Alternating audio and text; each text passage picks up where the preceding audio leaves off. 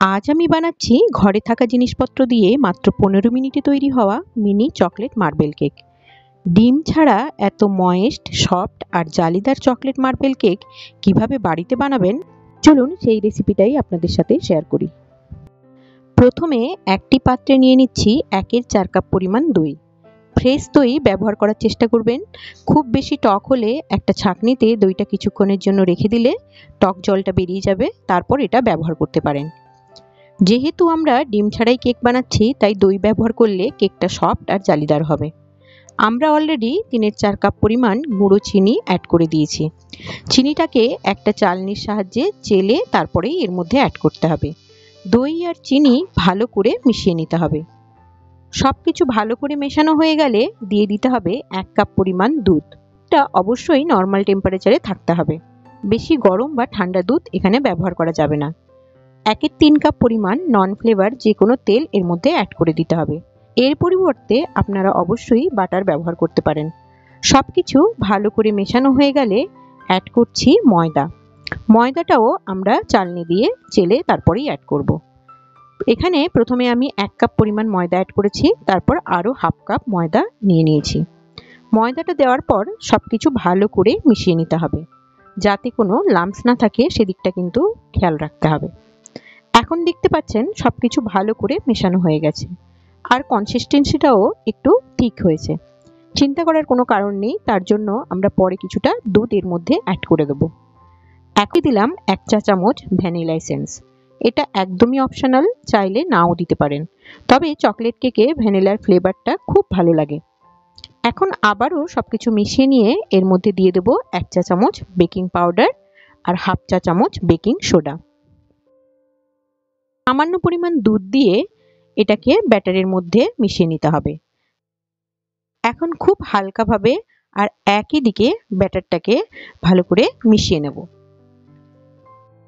যেহেতু আমরা chocolate marble cake বানাচ্ছি, তাই কোকোয়া পাউডার অ্যাড করার আগে 3 চামচ মতো প্লেন ব্যাটারটা তুলে রাখছি।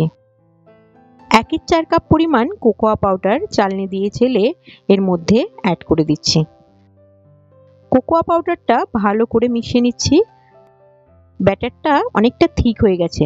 1/4 কাপ পরিমাণ দুধ অল্প অল্প করে মিশিয়ে একটা স্মুথ ব্যাটার তৈরি করে নিচ্ছি। এখানে আমি টোটাল 1 কাপ আর 1/4 কাপ পরিমাণ দুধ ব্যবহার করেছি। এখন ব্যাটারটা কিন্তু একদম রেডি হয়ে গেছে। ব্যাটারটাকে আমরা 2 মিনিট সাইডে সরিয়ে দিচ্ছি। কেকটা আমি একটা ইডলি স্ট্যান্ডের মধ্যেই কিন্তু বানাবো। আপনারা চাইলে এটাকে কোনো কড়াইতে বা প্রেসার কুকার, এমনকি ওভেনেও বানাতে পারেন। এখানে আমি কিছুটা পরিমাণ নুন দিয়েছি। নুন রাখলে বেকিংটা কিন্তু খুবই ভালো হয়।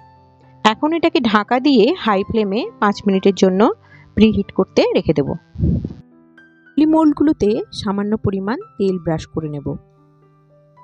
আপনাদের কাছে ইডলি মোল্ড না থাকলে ছোট বাটিও ব্যবহার করতে পারেন। সবকটা মোল্ড রেডি করে নিচ্ছি।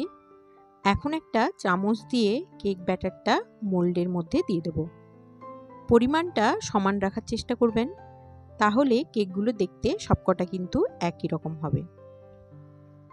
আপনারা চাইলে মার্বেল কেকের পরিবর্তে প্লেন চকলেট কেকও বানাতে পারেন। এইভাবে সবকটা মোল্ডে ব্যাটারটা দেওয়া হয়ে গেলে আমি উপর থেকে প্লেন কেক ব্যাটারটা একটা চামচ দিয়ে এভাবে ডট ডট করে দিয়ে দেব। ছোট সাইজের চামচ ব্যবহার করার চেষ্টা করবেন, তাহলে এই ডটটা কিন্তু খুব সুন্দরভাবে আসবে। তারপর একটা কাঠি দিয়ে এটাকে গোল গোল করে এভাবে ডিজাইন করে দেব। যেভাবে দেখাচ্ছি এভাবেই করে কিন্তু করতে হবে, তাহলে ডিজাইনটা এরকমভাবেই আসবে। এইভাবেই কিন্তু সবগুলো করে নিলাম। আপনাদের কাছে যদি কোনো পাইপিং ব্যাগ থাকে বা পুরনো তেলের প্যাকেট থাকে, সেটা দিয়েও কিন্তু খুব সুন্দরভাবে ডিজাইনটা করে নিতে পারেন। এখন একটা পাইপিং ব্যাগের মধ্যে আমি বাকি ব্যাটারটা নিয়ে নিচ্ছি। পাইপিং ব্যাগের মুখটাকে ভালো করে আটকে দিতে হবে আর নিচের দিকে একটা ছোট্ট কাট করে নিচ্ছি। এখন কেকের ওপরে সেমভাবে ডট ডট করে একটা কাঠি দিয়ে আমরা ডিজাইনটা করে নেব। এইভাবে সবগুলো রেডি হয়ে গেলে আমরা এগুলোকে ইডলি স্ট্যান্ডের মধ্যে ট্রান্সফার করে দেব। এই কেকটা তৈরি করতে খুবই কম সময় লাগে। লো ফ্লেমে 15 থেকে 20 মিনিটের মধ্যেই কিন্তু কেকটা তৈরি হয়ে যায়। মোল্ডগুলোকে ইডলি স্ট্যান্ডে ট্রান্সফার করে মুখটা ভালো করে বন্ধ করে দিচ্ছি। তারপর এটাকে লো আঁচে 15 থেকে 20 মিনিট মতো বেক করে নেব। 15 মিনিট পর আমি কিন্তু ফ্লেমটা অফ করে দিয়েছিলাম। তারপর এটাকে ঠান্ডা হওয়ার জন্য আরও আধ ঘন্টা রেখে দিয়েছিলাম।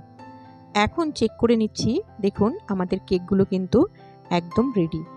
কেকটাকে সম্পূর্ণ ঠান্ডা করেই কিন্তু ডিমোল্ড করতে হবে, তাহলে কেকটা ভেঙে যাবে না।